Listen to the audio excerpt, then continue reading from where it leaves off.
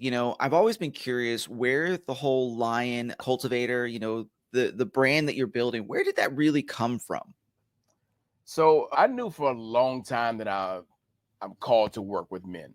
And so men in leadership, especially. So these guys are CEOs, they are ministry leaders, business execs or CEOs or whatnot. And so the Lionheart came for, let me back up. I start off with a More Than Conquerors men's challenge. I started that off. I was like, man, you know what? We do these things at my studio, my fitness studio, where we do this little black dress and things for ladies or co-ed stuff, but nothing specifically for men. And so for me, it was a thing where let's just do a 6-week challenge called More Than Conquerors Men's Challenge. And I had about 24, 25 guys do that one back in 2018. And about 4 or 5 of them were online, some were local. And so it was amazing. It was this thing where guys needed a place for men to be men, that they felt heard, they felt safe, and it felt like they're like edified. It felt like they were, in this position itself. So that was in 2018. Did that in 6-week one and did another one in 2019. And then fast forward 2020 when all hell broke loose in the world. And here we are, with COVID stuff going on. And so when I started my business, my fitness studio, which was 15 years ago, I knew how to coach. I didn't know how to run a business. Like most of us, we're practitioners. We know how to do the thing, turn the screw, do the thing. We're practitioners, but really don't know how to become CEOs. And so one of my clients, he took me in his wing, very successful business owner in this area. And I coached him and his wife over the years. And he wasn't just, so he became my mentor. He wasn't just a client, he was a friend, but he also took me under his wing to show me business. And in 2017, he actually had a Parkinson's diagnosis. Mm. So you know how a disease like that can affect your identity.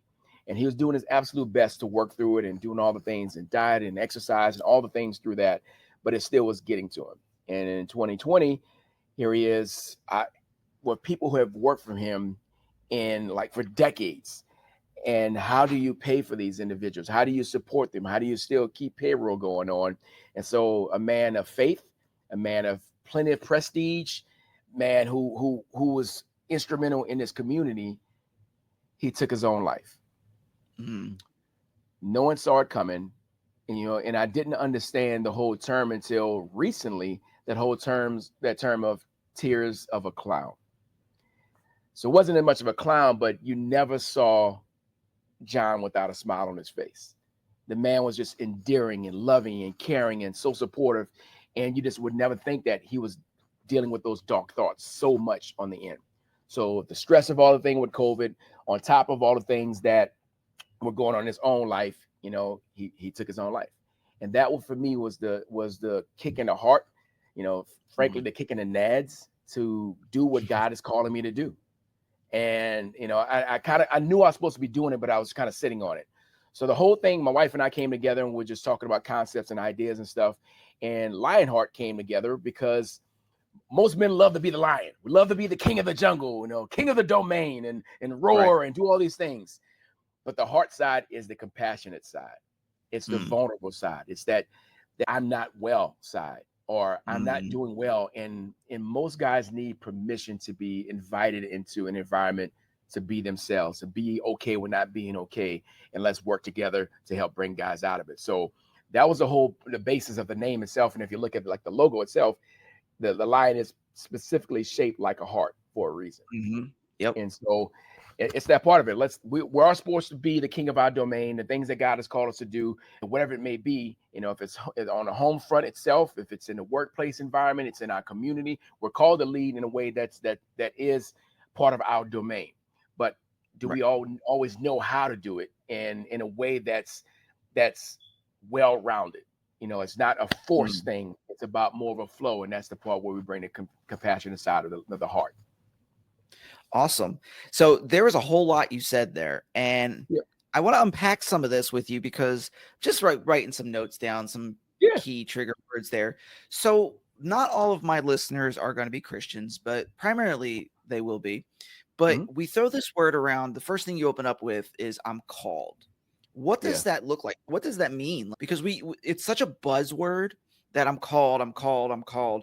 but nobody really ever defines it. Nobody ever talks about what does that mean? How do you actually know that you're called? So unpack that a little bit. Like, what was that process like?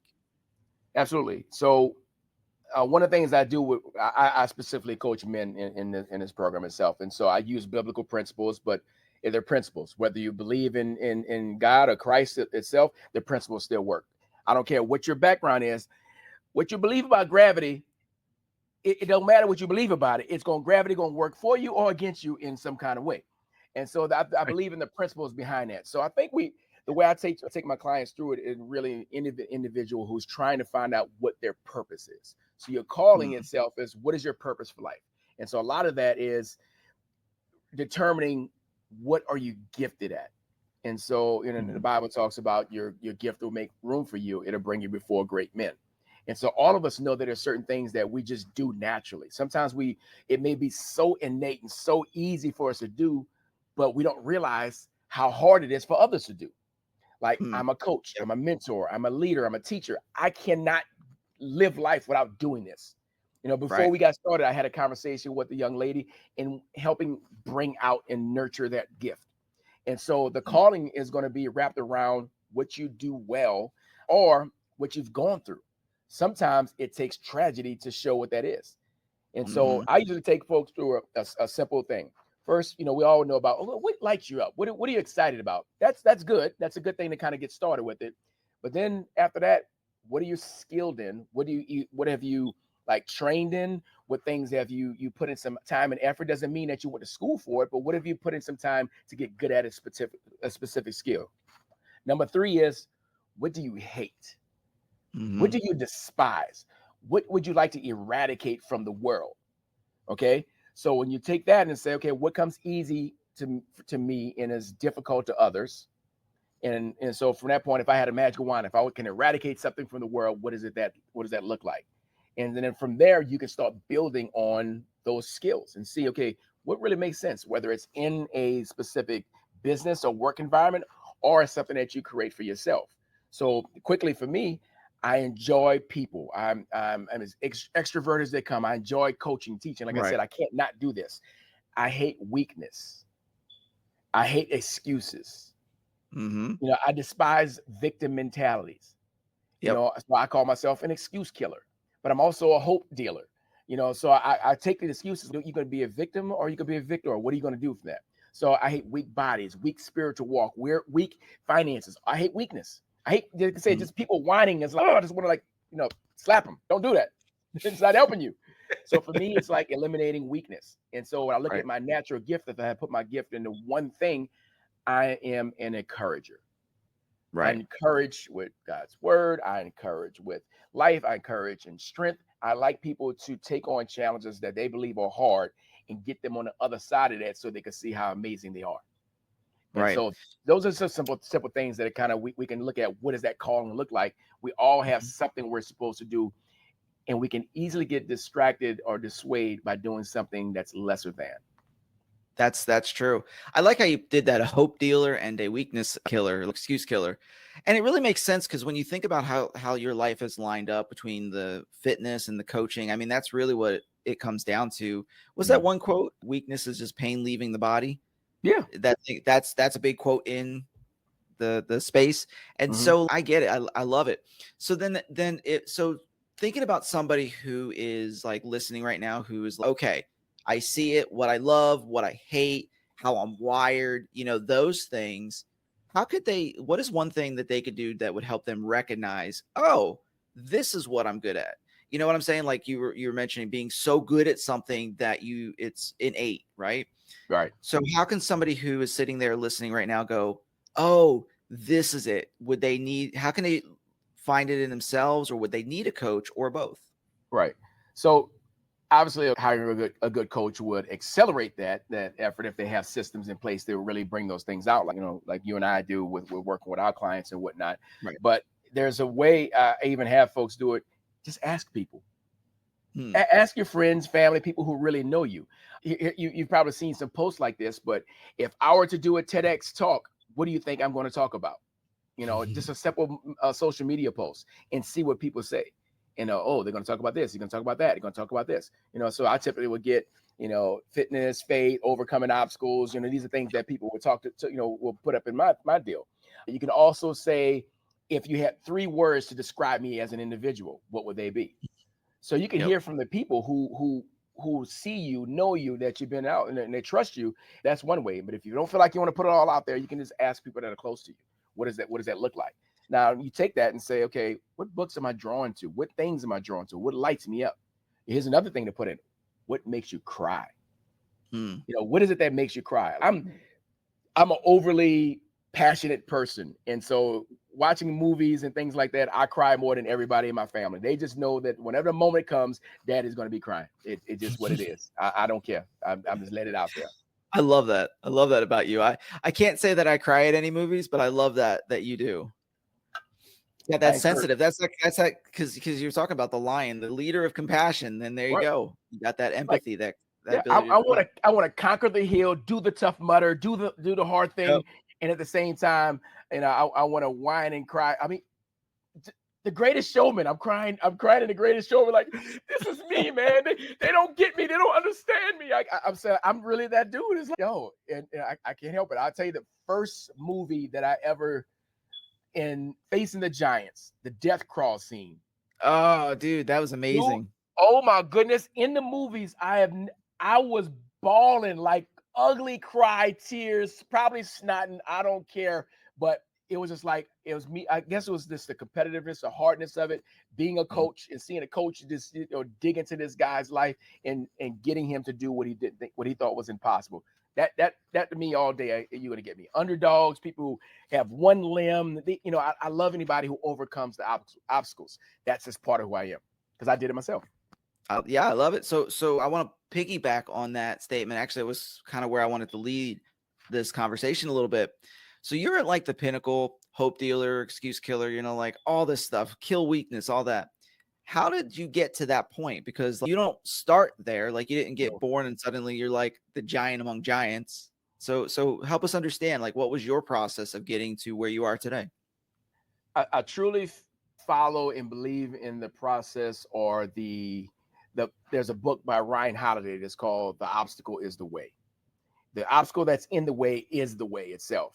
And so, for instance, if we think about many tests, trials, and tragedies we may have endured, it's exactly what we needed to become who we are. We may not like it in a time. So for me, I was the 4'7", 82-pound freshman in high school. Literally the smallest kid in school. From elementary all the way through high school, towards the end, when I graduated, I finally was a taller than a few people. But for me, being the little guy, I didn't realize it until later on that I created a persona to protect myself from bullying. So I can talk trash. This is my pre-Jesus days. I didn't come to Christ till I was like 24. So I had a mouthpiece on me, and I talk about you, your mama, your teeth, your ass, your knuckles, and whatever else I can, because I made myself bigger. I didn't understand that life and death is in the power of the tongue at the time, but I knew I could make myself bigger. So I talk louder because I was smaller. I talk louder, I cuss louder, but also I had a work ethic. I wanted to beat you at every single thing we do. And if it's basketball, tennis, if it's football, if it's racing, jumping ramps, jumping off of things, classroom, I want to beat you. So I had this work ethic because, especially in sports, I had to work harder in order to compete with the bigger guys. And so I realized I wasn't going to be a rebound leader. I'm not going to be the shot block leader, but nobody can get lower to the ground than me. And so I'm going to lead, and I've led every team I've ever played on in steals, and I'm going to play some defense. So I played on my strengths with that. And so being a little guy, like I said, that was part of that persona that I realized even with the bullying thing, I didn't get bullied because I could fight, but I'm going to find a way to equalize it as well. And so they like Calvin crazy. I'm not going to mess with Calvin because he's going to come upside my head with a hammer because he may have done that before. Who knows?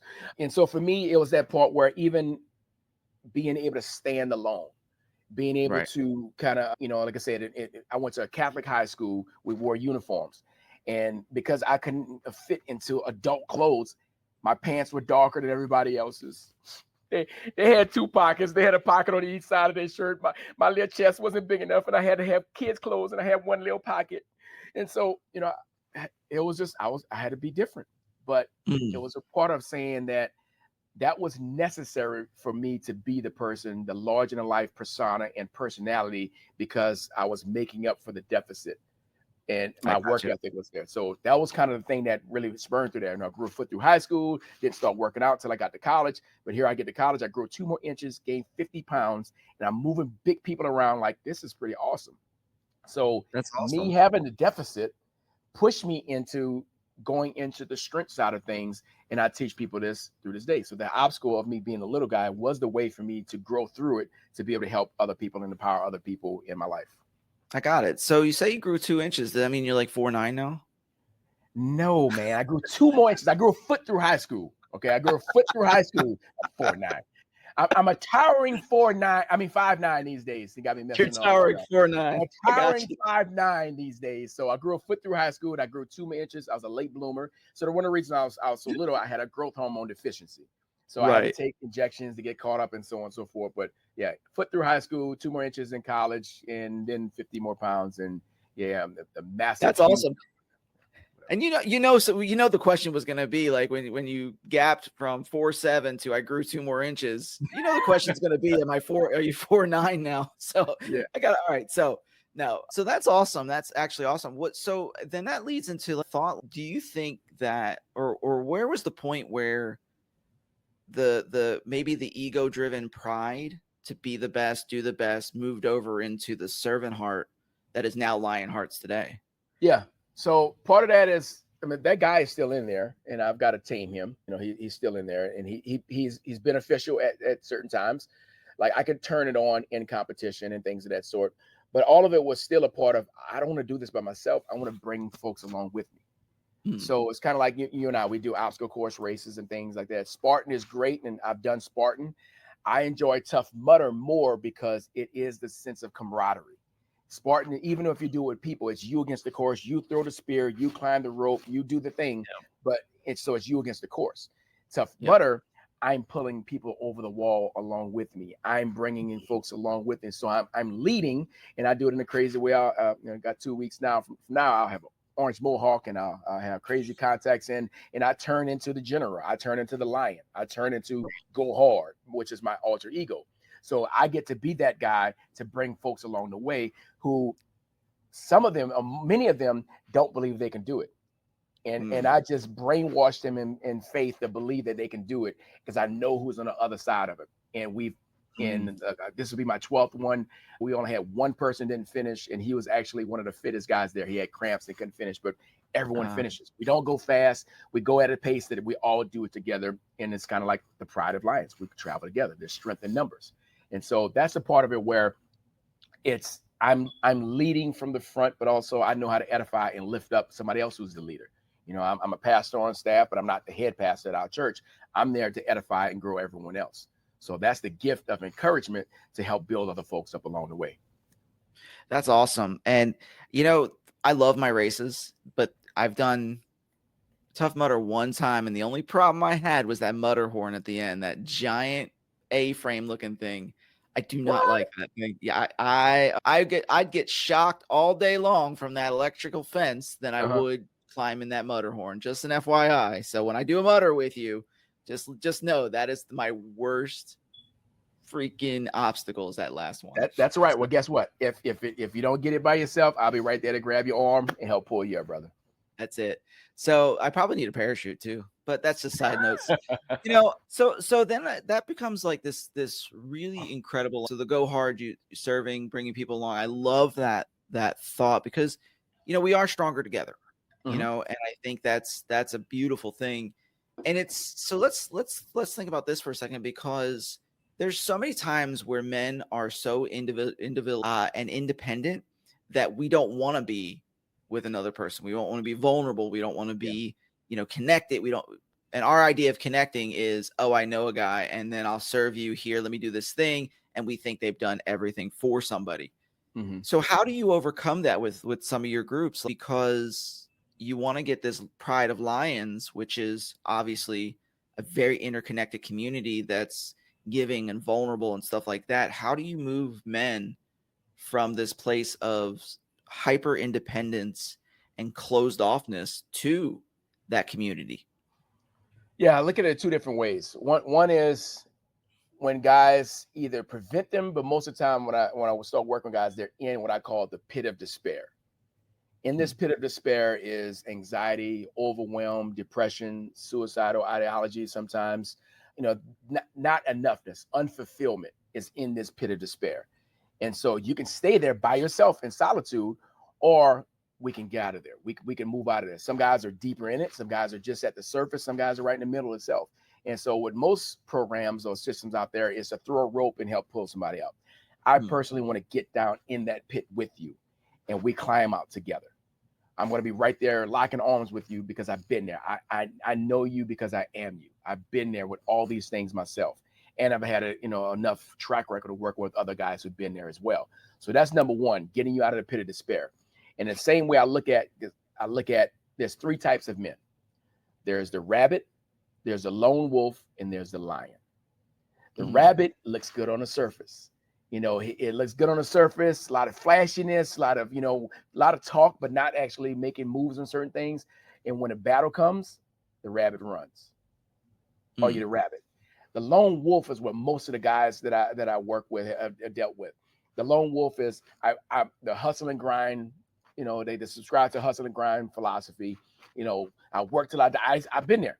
I work till I die, or I rest when I die. I hustle 24/7. Sleep is the cousin of death. I'll sleep when I die. Oh, I've been there. White knuckling through life.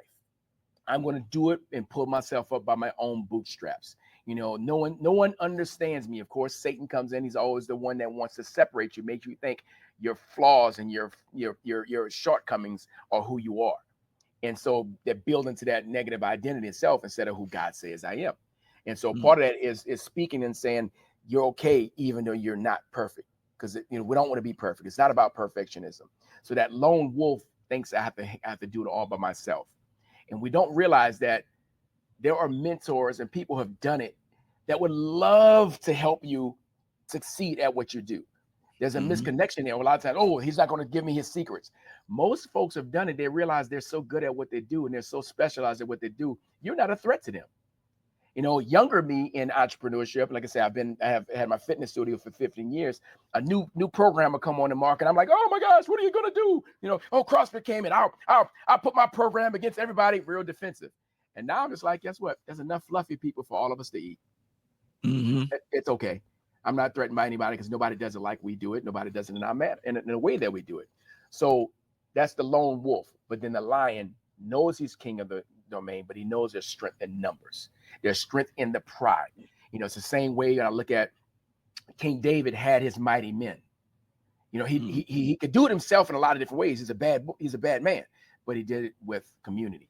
Jesus Christ could have done it by himself, but he invited disciples in the 12 to come along with him. There's so many scenarios where we see that we're just greater together. We're greater at doing these things. And also, it's not just about having to help, but these men alongside you or these women alongside you, they're growing in their greatness as well. You're helping them grow right alongside them in their specific calling and purpose because they're in your presence. So all we doing is to get together. So there's something about having power in community, power in collaborative coaching, power in iron sharpening iron. That's good stuff, man. That's real good stuff. So coming into, as we start landing some planes here, it's been an incredible conversation, and I really appreciate you and hanging out with me and having the conversation. Love it, bro. So you had mentioned, and this is something near and dear to my heart, you had mentioned earlier that one of the things that really drove you into a lot of this stuff was that your mentor friend's suicide. Yes. How now, being somebody, we've known each other a long time, my wife, her story, and as the listeners get more accustomed to the story, and my wife and I do some podcast episodes together, we'll unpack a lot of that. But my wife has been in and out of the hospital for suicide. I think she's on like 10th or 11th time, and I can't even begin to tell you the amount of programs she's been in and out of. Right. How did that change you with him dying like that?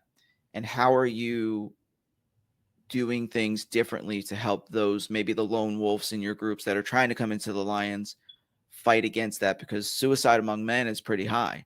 Yes.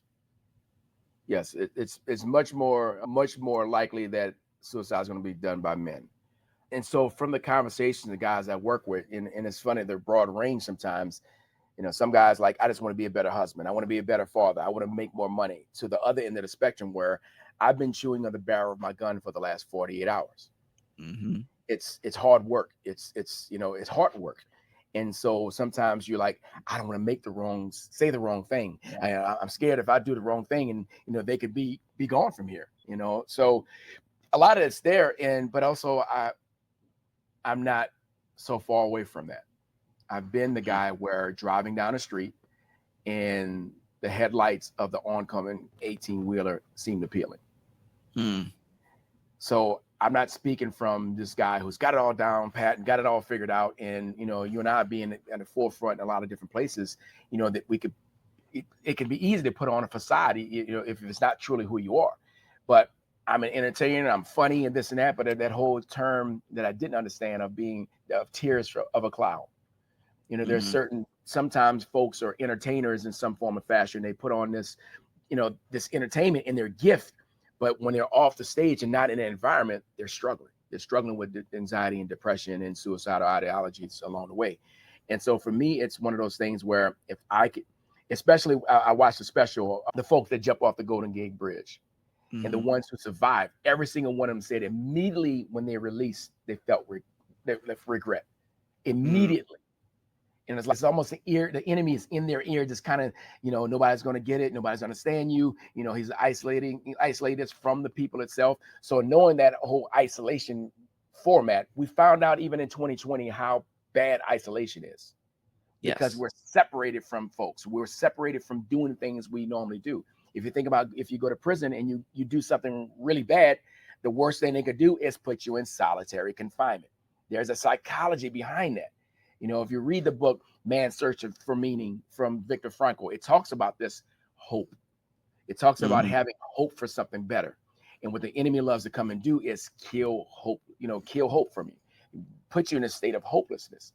So for me, it's part of that, giving guys that vitamin of hope, getting them the charge and understand that they're fearfully wanted for me. Whose am I? So first, if I can go back to my identity, everything comes down to the identity. Whose am I first and foremost? If I know who I am, if I'm a child of God, for those who are believers, if I'm a child of God, I know what he says about me because I know what his word says about me. So I can fall back on it. I'm more than a conqueror. I'm fearfully and wonderfully made. I'm a head not to tail. So I can start telling myself who he says I am, because sometimes I may doubt who I think I am. So like, how often here's one question for you then. How often do you run into these people who are like coming out of that lone wolf that are struggling with this? Like, how often is that? More often than not. More often than not? More men are struggling with the unfulfillment is one of the biggest things. Unfulfillment, if I had to put one word to it, and that comes from either lack of purpose or knowing the purpose, but not moving towards it because maybe they're stuck in golden handcuffs. They're working a job or have a business that's doing well enough, and everyone around them is high-fiving and you're doing a great job, but you're feeling empty because you know you're not doing the next thing that God is calling you to do. You're not doing that thing that's going to light up your life and it's going to be more impactful. But you're kind of stuck in this, this is what I've done. And this is how we've always done it. And so I'm going to stick with that. And so it's a part of it where getting guys to, step out of that. We hear, it's the comfort zone. You're just being in the comfort zone. In most situations, it's not comfortable. It's familiar. It's about being in a familiar zone. So it's not comfortable because it's not comfortable staying where you are. So let's get you moving out of there. But it's hard to be able to break away from so many different individuals, especially guys who are providers, and they can't take the risks necessary to move into that next thing.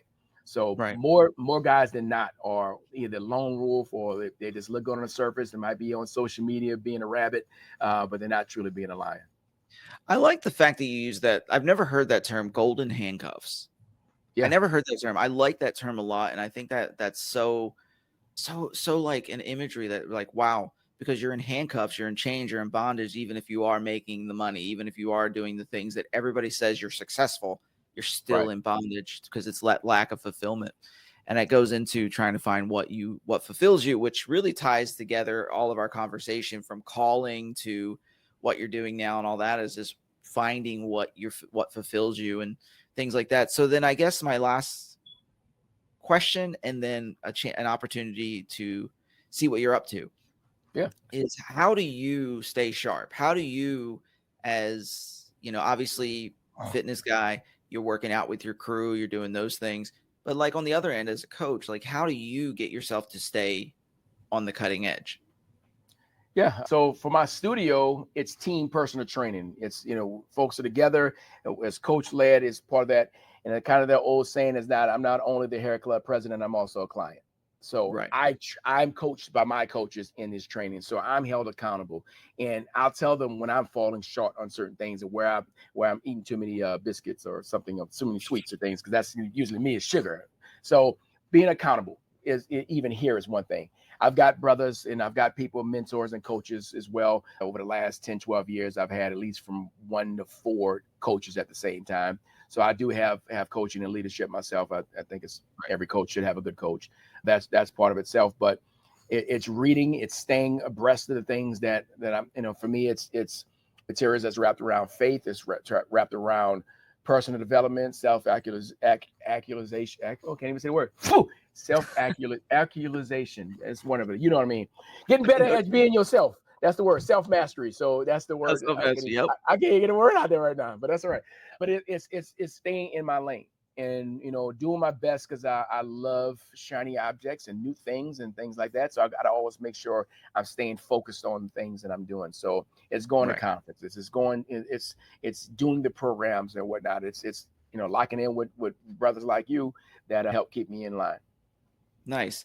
And so then what are you up to that recently? Maybe you mentioned you're going to a mutter. So what's going on in your world? What's something you got going on people can join? Now, before you answer, I will tell you in the show notes, I'm going to add all of your social media links and stuff, but you can share any thoughts of people to go somewhere to find you. Absolutely. So a few things that's ongoing. Yes, I'm Calvin Go Hard or Short on Instagram. I have a Facebook group that's for Lionheart, for guys only. But inside there right now, I've been do trainings, do different conversations and whatnot to help guys out. That's a totally free group on Facebook. So if you look for Lionheart on Facebook, you find that there too. But outside of that, I do coaching. I do group coaching as well as one-on-one coaching for like Christian CEOs, ministry leaders, guys like that who are in leadership. Whether it's so I look at five foundational things: is physical, mental, spiritual, emotional, and financial. If any one of those things are off, it's going to affect the rest of them. We're called to be great, and I help guys either move from mediocre to mastery or good to great. That's usually where the guys that I work with. So if you're looking for a coach, you're looking for a mentor that's there. I also do a program called More Than Conquerors Men's Challenge. It's a 6-week program. I got one coming up very soon. In that one, it's a 6-week program. Fitness is more of the foundation, but we do all the life and all the things that's stacked on top of it. Nice. And as I mentioned to the listeners, all of that will be in the show notes. Make sure you grab those links. Jump in. I've known Calvin for a number of years, and the man gets results. And I would say one of the 3 words that for you that I would say is definitely encourager. And because you are, and for you guys listening, encouragement doesn't always mean make you feel good. Encouraging means to rip apart the things holding you back from growing. And so I definitely would say that is definitely one of your words. So I appreciate you. I appreciate the conversation, appreciate hanging out. And as always, guys, who are listening, go check him out, go support him, go share his posts, things like that. And then grab your show notes and take it and, follow it down the rabbit hole. And Calvin, thank you so much for hanging out and being like literally one of the first interviewees for the launch of this podcast. And I appreciate you, my friend. Appreciate you too as well, brother. Let's keep doing amazing things. Love you, man. Love you too, bud. Thanks.